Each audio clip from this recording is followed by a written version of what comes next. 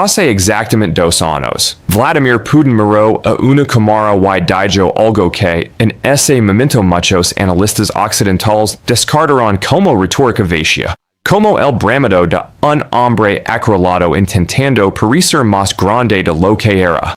Lo que dijo fue esto, que Rusia había armar a los enemigos de Occidente exactamente como Occidente había armado a los enemigos de Rusia.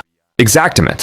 Con la misma lógica, con la misma frialdad, con la misma precisión calculada.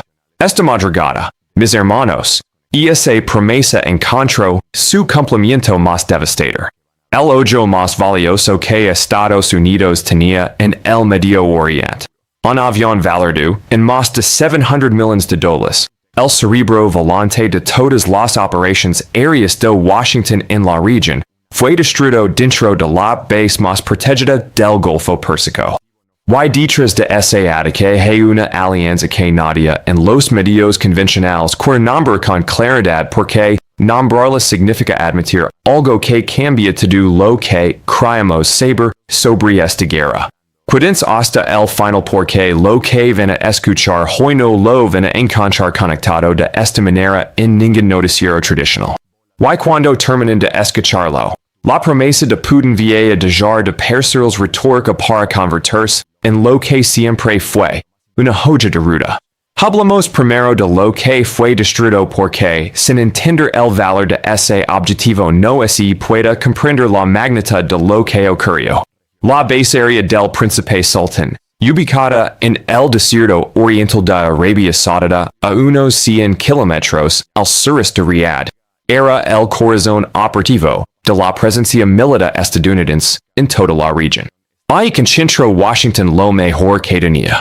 Casas F-15, drones MQ-9 Reaper, sistemas de defensa Patriot en múltiples capas.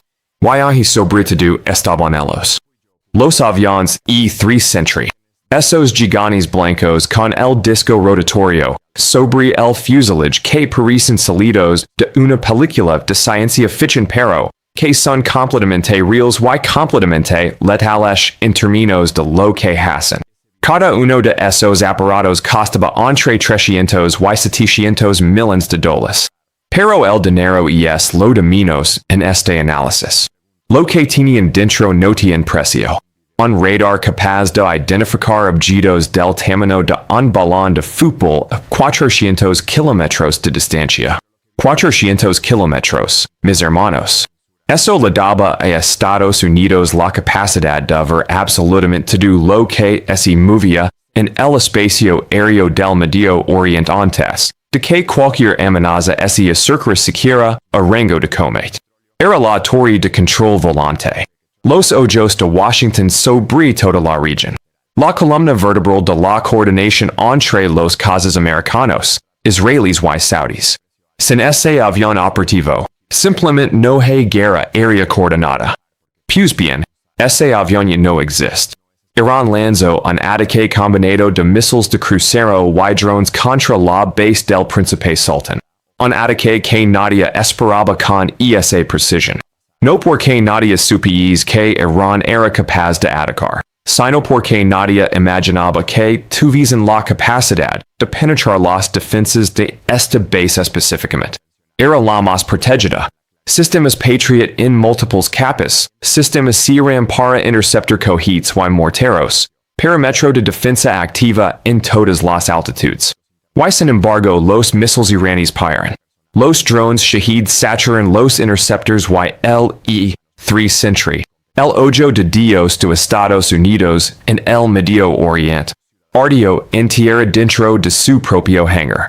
Junto con él, 3 aviones cisterna KC-135, los que reabastecen en vuelo a los casos americanos para que puedan mantener misiones de largo alcance. También destruidos. Sin esos aviones cisterna, la autonomía operativa de la flota aérea estadounidense en la región se reduce a la mitad de inmediato. Ya no pueden mantenerse en el aire el tiempo necesario para ejecutar misiones profundas sobre territorio iraní. El daño no es solo simbólico. Es devastador en términos militares absolutamente concretos y medibles. Ahora viene la pregunta que todo el mundo debería estar haciendos, y que prácticamente nadie en los medios occidentales quiere tocar todavía porque es demasiado incómoda. ¿Cómo lo hicieron? ¿Cómo supo Irán exactamente dónde estaba ese avión? Nadie sabía que el E-3 estaba en esa base. No era información pública. ¿Cómo conocen las coordenadas precisas de cada sistema de defensa de esa instalación? ¿Cómo lograron calcular cuántos misiles necesitaban? ¿En qué secuencia lanzarlos y cómo saturar los sistemas Patriot para que los misiles subsiguientes encontraran el blanco sin interferencia? Esto no es improvisa. Esto requiere semanas, quizás meses de reconocimiento detallado. Inteligencia de nivel satelital. Inteligencia de grado militar. Y aquí, mis hermanos, es donde la historia se pone verdaderamente peligrosa. Aquí es donde la narrativa oficial de Washington empieza a deshacerse como azúcar bajo la lluvia. Irán no tiene esa capacidad por sí solo. Hay que decirlo con claridad absoluta y sin rodeos. Los satélites espía que Irán posee en órbita fueron puestos allí con ayuda rusa pero no tienen la resolución necesaria para identificar la silueta de un E-3 Sentry dentro de una base militar en Arabia Saudita. Para hacer eso necesitas algo diferente. Necesitas un satélite de reconocimiento de grado militar con una resolución de imagen de como mínimo 30 centímetros por píxel. Eso te permite no solo ver el avión sino identificar su modelo exacto, calcular si está en posición de vuelo o en mantenimiento, determinar los patrones de rotación del personal de guardia y mapear dónde están colocados exactamente los sistemas de defensa antimisiles. Y quienes tienen exactamente esa capacidad en el mundo. Dos países. Rusia y China. Ningún otro. Permitem contarles lo que salió a la luz en las últimas horas porque esto es lo que ningún portavoz oficial en Washington quiere admitir públicamente aunque en privado ya lo saben perfectamente desde sus propios servicios de inteligencia. Según fuentes de inteligencia ucraniana corroboradas parcialmente por el propio Zelensky en declaraciones a medios internacionales, satélites militares rusos fotografiaron la base del Príncipe Sultan en al menos 3 fechas distintas en los días previos a este ataque. 3 pasadas satelitales. 3 buridas de inteligencia perfectamente coordinadas. La primera para identificar el objetivo y cartografiar el terreno en detalle. La segunda para establecer patrones de movimiento. A qué hora despegan los aviones. Cuando regresan a la base. ¿Cuántos elementos de seguridad hay en cada sector del perímetro? ¿Dónde están colocados exactamente los sistemas Patriot? ¿Cuáles son los ángulos ciegos de los radars de defensa perimetral? Y la tercera pasada con coordenadas precisas y actualizadas entregada a Irán en las horas inmediatamente previas al ataque. El mismo patrón que Rusia utiliza para coordinar sus propios ataques contra infraestructura ucraniana. Las mismas imágenes. La misma resolución satelital. El mismo método operacional copiado y aplicado en otro teatro de guerra. Y lo más revelador de todo. La última de esas fotografías fue tomada exactamente 24 horas antes del ataque. 24 horas no es coincidencia. Es logística de inteligencia militar en estado puro. Pero la historia no termina con Rusia. Fuentes de inteligencia israelí publicadas en medios especializados señalan que el satélite chino Yaogan 41 realizó un sobrevuelo sobre la base del Príncipe Sultan con un ángulo de inclinación que le permite obtener imágenes de alta resolución de las áreas donde estaban estacionados los aviones estadounidenses. El Yaogan 41 tiene capacidad para obtener detalles de hasta 30 centímetros por píxel. Eso es suficiente para identificar la silueta exacta de cualquier aeronave por modelo específico. Suficiente para determinar si el avión está en posición de vuelo inmediato o vardu en mantenimiento. Suficiente para planificar exactamente cuántos misiles necesitas y en qué ángulo de impacto para garantizar la destrucción total. Y la pregunta que ninguém analista de los medios masivos se atreve todavía a formular en voz alta es esta. Porque el satélite chino y los satélites rusos estaban pasando simultáneamente sobre Medio Oriente con ese nivel de atención concentrada sobre la misma base.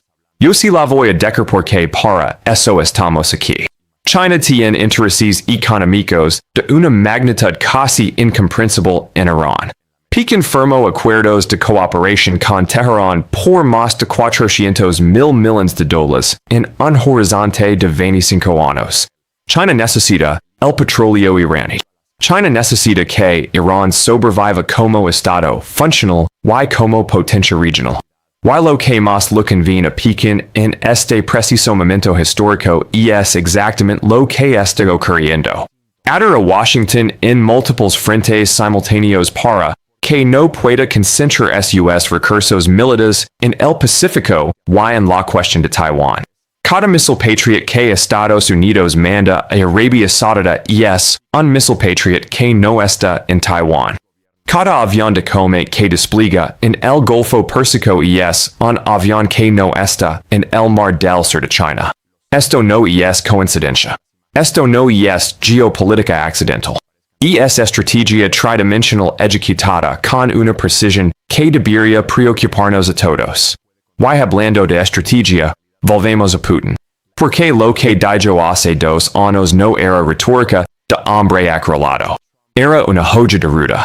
Dijo que Rusia había a armar a los enemigos de Occidente exactamente como Occidente había armado a los enemigos de Rusia. Yo pongo la inteligencia satelital.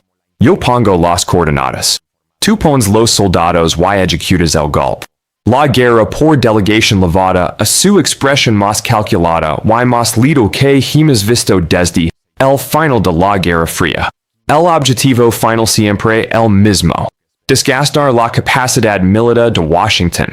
Exhibir sus vulnerabilidades ante el sistema internacional y demostrar que ya no existe un poder que pueda actuar en cualquier rincón del planeta sin consecuencias reales.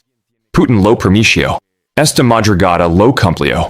Quiero que se detengan un momento a pensar en la ironía perfecta y brutal de lo que ocurrió aquí porque hay algo casi cinematográfico en lo que acaba de pasar. El avión espía fue espiado. El aparato diseñado precisamente para detectar amenazas a 400 kilómetros de distancia no pudo detectar la amenaza que se acercaba contra él. Porque esa amenaza fue coordinada desde órbita, desde satélites militares que operan en una dimensión donde el E-3 Sentry simplemente no puede mirar hacia arriba y ver lo que está calculando su propia destrucción. Es como intentar defender de un enemigo que ya conoce cada centímetro de tu casa, la posición de cada cerradura, el horario exacto en que duermes, usando un detector de metales diseñado para mirar hacia afuera. La superioridad tecnológica de la que presume Washington chocó contra una coordinación de inteligencia intraestatal que no tenía precedente en este teatro de operaciones. Ahora bien, el Pentágono dijo algo después de confirmar los daños que simplemente no es creíble. Los portavoces militares salieron a decir que hubo 2 heridos de gravedad. 2. En la destrucción de la base más protegida de Arabia Saudita, con varios aviones destruidos dentro de sus propios hangars, con impactos de misiles de crucero en múltiples puntos del complejo. 2 heridos graves. Y les digo algo, mis hermanos. En 1995, un E-3 Sentry tuvo un accidente durante el despegue en Alaska. Chocó con una bandera de pajaros. Un accidente. Sin missiles, sin drones, sin coordinación de ataque. Y murieron 24 militares. 24. Ahora nos dicen que en la destrucción intencionada de múltiples aeronaves dentro de una base activa con personal en guardia